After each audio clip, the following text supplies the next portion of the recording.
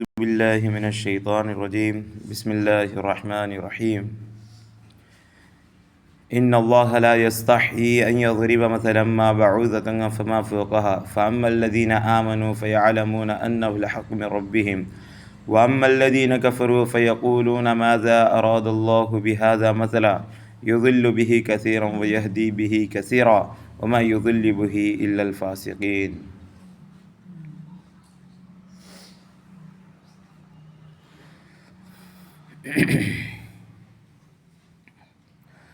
అల్లా తాలా చెప్తున్నాడు, యుదిల్లు బిహి కసీరం వయహ్దీ బిహి కసీరా. ఎంతోమంది ఖురాన్ చదివి గుమ్రా అయిపోతున్నారు. ఏం చెప్తున్నాడు అల్లా తాలా? యుదిల్లు బిహి కసీరం, యుదిల్లు గుమ్రా అయిపోతున్నారు ఎంతోమంది. ఏం చదివి? ఖురాన్ చదివి. అదేంది ఖురాన్ చదివితే గుమ్రా ఎటు అయిపోతారు?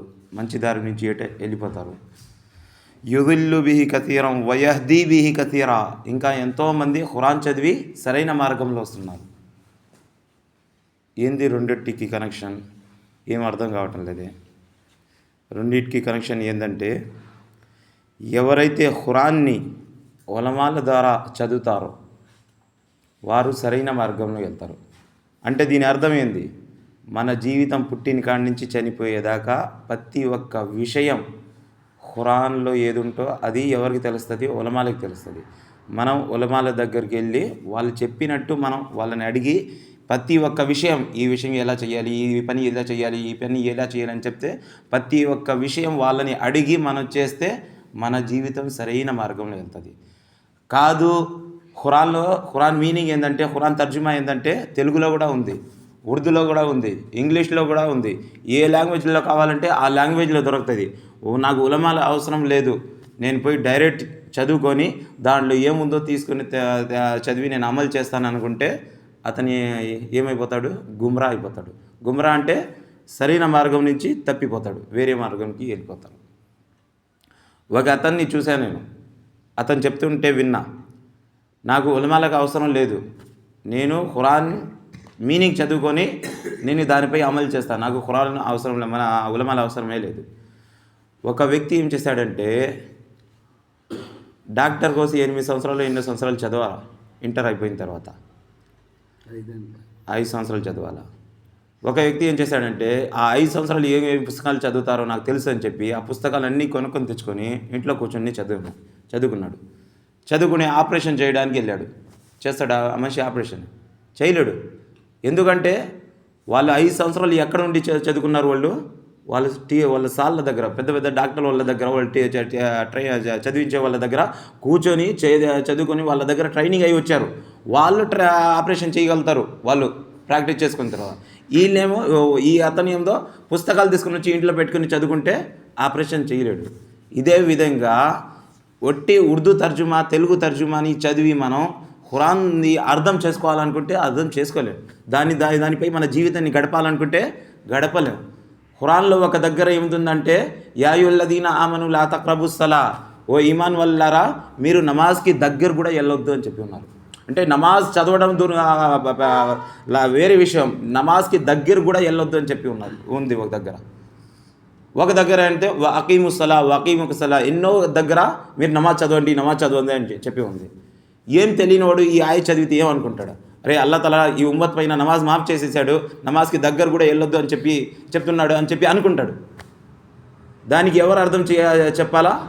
దానికి అర్థం చెప్పాలంటే ఉలమాలకి దగ్గర రావాలా. దాని అర్థం ఏంటంటే, యా అయ్యుహల్లదీన ఆమను లా తక్రబుస్ సలా వ అంతుం సుకారా. దానికి కనెక్షన్ ఎక్కడుంది?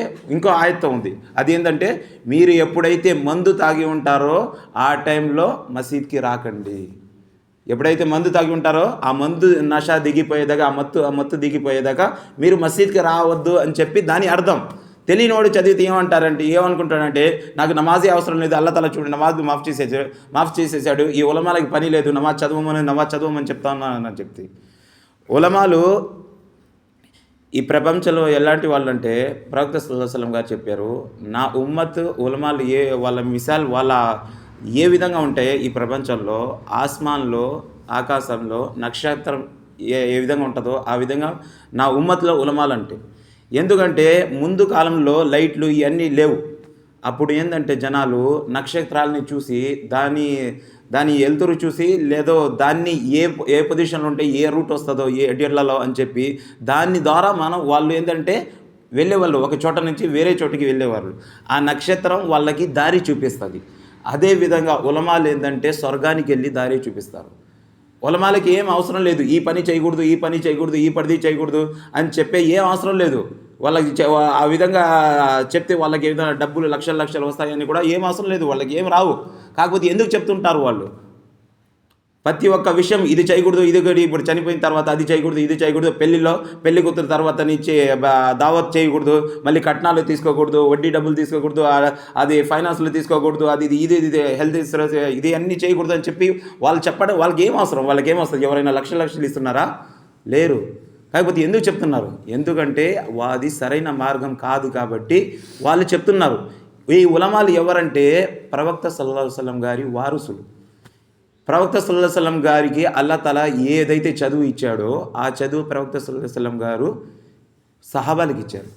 ఆ సహాబాలు తాబঈన్కి ఇచ్చారు. తాబঈన్ అంటే సహాబాలు ఈ దగ్గర ఎవరైతే నేర్చుకున్నారో చూసి వాళ్ళు తాబঈన్. ఆ తాబঈన్ నుంచి ఇంకో వాళ్ళ నుంచి ఇంకో వాళ్ళు అటా వస్తా ఈ ఉలమాలు మౌలానా వాళ్ళ దగ్గర వచ్చి ఆగి ఉంది. ఇప్పుడు మీరు వాళ్ళ దగ్గర పోయి నేర్చుకోవడం డైరెక్ట్ ప్రవక్త సల్లల్లాహు అలైహి వసల్లం గారు నేర్చుకున్నట్టే. దీనిలో ఎందుకు తేడా లేదు, కాకపోతే మధ్యలో గ్యాప్ అంతే.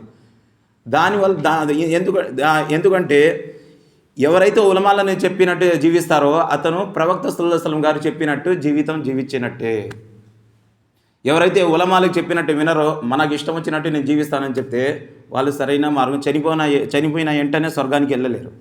ముస్లిం అయి ఉంటారు కానీ చనిపోయి వెంటనే స్వర్గానికి వెళ్ళలేరు. ఎందుకంటే మధ్యలో ఎన్ని పాపాలు చేసి ఉంటారు. కొందరు ఏమంటే ఆ ముస్లిం నుంచి వెళ్ళిపోతాడు, ఈమాన్ నుంచి కూడా వెళ్ళిపోతారు. కొన్ని పనులు అట్టున్నాయి. అది ఏం పనులు అంటే అది చెప్పినా కూడా అర్థం కాదు. ఇప్పుడు కేవలం నమాజు, రోజా, జకాతు, హజ్ అంటే ఇంత పెద్ద పుస్తకం ఎందుకు అల్లాహ్ తఆలా ఇచ్చాడు ఖురాన్ను?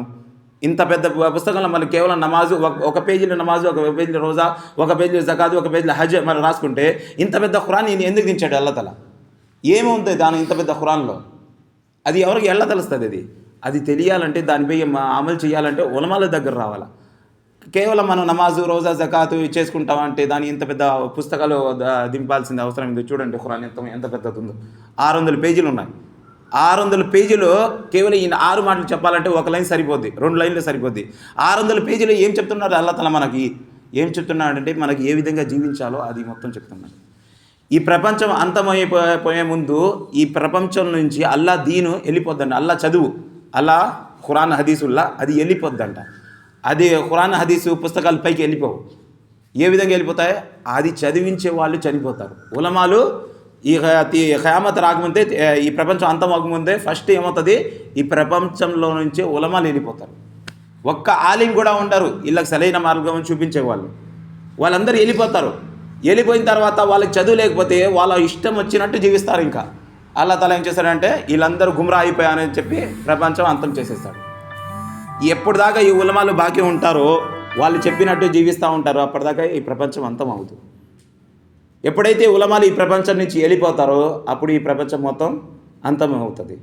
కాబట్టి మనం ఎప్పుడు ప్రతి ఒక్క విషయం ఏ విధంగా మన పుట్టిన కాడి నుంచి చనిపోయేదాకా, ఇప్పుడు పిల్లడు పుట్టాడు ఏం చేయాలి, దాని అంతా పెద్దోడు అవుతున్నాడు, వాడికి ఏ విధంగా జీవించాలని చెప్పాలి, మళ్ళీ 7 సంవత్సరాలు వచ్చింది ఏం చేయాలి, 10 సంవత్సరాలు వచ్చింది ఏం చేయాలి, వాడికి దీన్ చదువు ఏ విధంగా చెప్పాలి, వాళ్ళకి ఇస్లాం అంటే ఏంది, ఈమాన్ అంటే ఏంది, అది ఏ విధంగా నేర్పించాలి, తల్లిదండ్రుల గౌరవం అంటే ఏంది, వాళ్ళు పెళ్లి చేసుకుంటే ఏ విధంగా అమ్మాయిని వాళ్ళ ప్రవక్త సల్లల్లాహు అలైహి వసల్లం గారు ఏ విధంగా అమ్మాయిని చూసి పెళ్లి చేసుకోమని చెప్పాడు. అది అన్ని ప్రతి ఒక్కటి ఉలమాల్ని అడిగి దానిపై అమలు చేస్తా ఉంటే చివరికి మనం సరైన మార్గంలో వెళ్ళి ఈ భూలోకం నుంచి వెళ్ళిపోతాం. అల్లాహ్ తఆలా దాని ద్వారా స్వర్గానికి ఇస్తాడు. అల్లాహ్ తఆలా మన అందరినీ చెప్పే కంటే వినే కంటే ఎక్కువగా అమలు చేసే తౌఫీక్ ఇవ్వాలి. ఆమీన్. సుబ్హాన రబ్బి రబ్బిల్ ఇజ్జతి అమ్మా యసిఫూన్.